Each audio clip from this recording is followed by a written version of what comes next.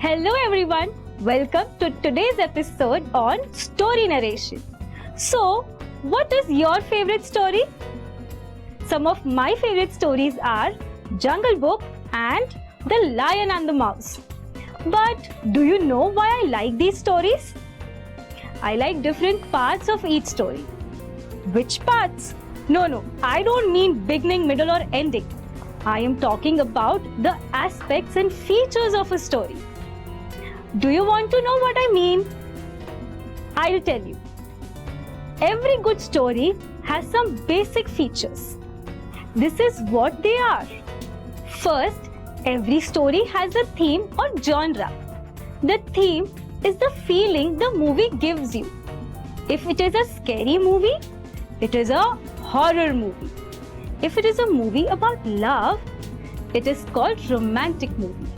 And if it is a funny movie, it is called a comedy movie. Next, every story has characters. Characters are the people in the story. For example, Mowgli and Bagheera are characters in the Jungle Book. Very good. Characters can be people, animals, and sometimes even things which come to life like a magic carpet. The next thing every story has is a setting. Setting is the place where the story takes place. The setting can be a city, a forest, or even a whole country. Next is the plot. Plot is the main event in a story. For example, maybe a policeman tries to catch a thief, or three friends go on a trip. Lastly, every story has a climax. The climax is the end of the story and explains how the plot ends. For example, if the plot is that a policeman tries to catch a thief, then the climax is that the policeman catches the thief. Let's recap. Say the words with me. Theme.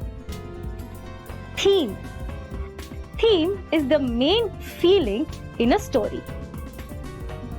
Characters. Characters. Characters are the people in the story. Setting. Setting. Setting is the place where the story takes place. Plot. Plot. Plot is the main event in the story. Climax. Climax. Climax is the end of a story. Story narration is the act of telling stories. As a narrator, you can choose to tell the story as you like. It is your point of view, which form you are going to use.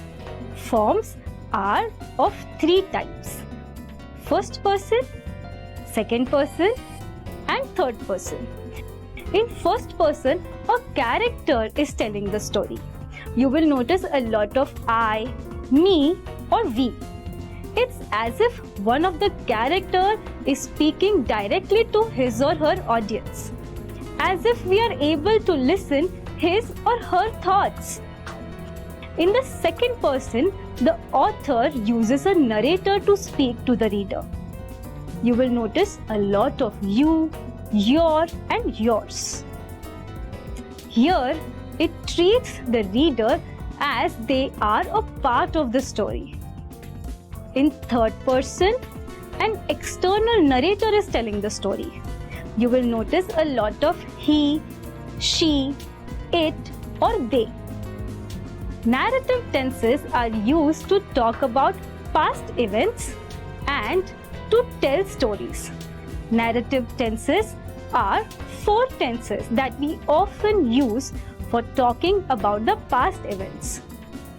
The most common of these is the past simple.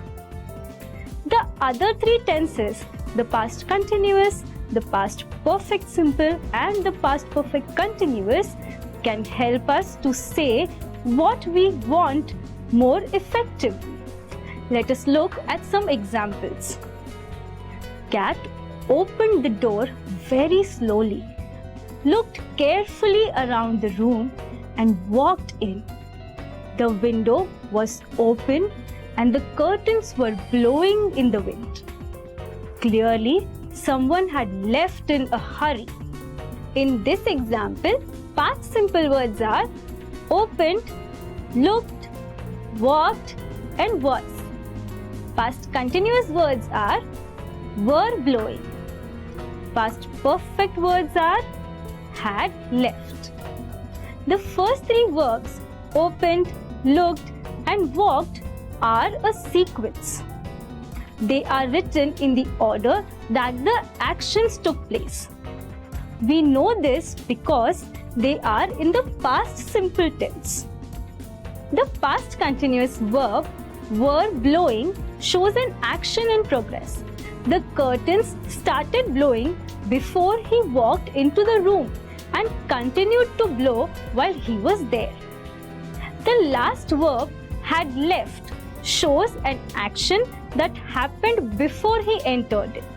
Now, let us look how sequencing words are used in a story to tell the order of that event took place. In the beginning phrase, we can use to begin with, first of all, to start off with. Now, let us look at some examples. To begin with, I began my education in London. First of all, I opened the cupboard. To start off with, we decided our destination was New York. Many stories also start with once or once upon a time. Examples of using it in continuing phrases in a story are then, after that, next, as soon as, and immediately. Now let us look at some examples. Then I started to get worried. After that, we knew that there would be a problem. Next, we decided on our strategy. As soon as we arrived, we unpacked our bags. Immediately, I telephoned my friend Tom. Mark the end of your story with finally, in the end, eventually. Let us look at some examples. Finally, I flew to London for my meeting with Jack. In the end, I decided to postpone the project. Eventually, we became tired and returned home. It's time to revise. What do you call the main feeling of a story? Yes, that's right, the theme. The theme is the main feeling in a story. What do you call the place where a story happens? Absolutely right, the setting. The setting is the place where a story happens. What is a common way to start a story? You can start a story with once, once upon a time, to begin with, or first. What do we call people in a story? Yes, you are right. They are called characters. Great job, everyone. You have learned so much today about narrating a story. Why don't you go ahead and share your favorite story with your friends now? Until next time, goodbye.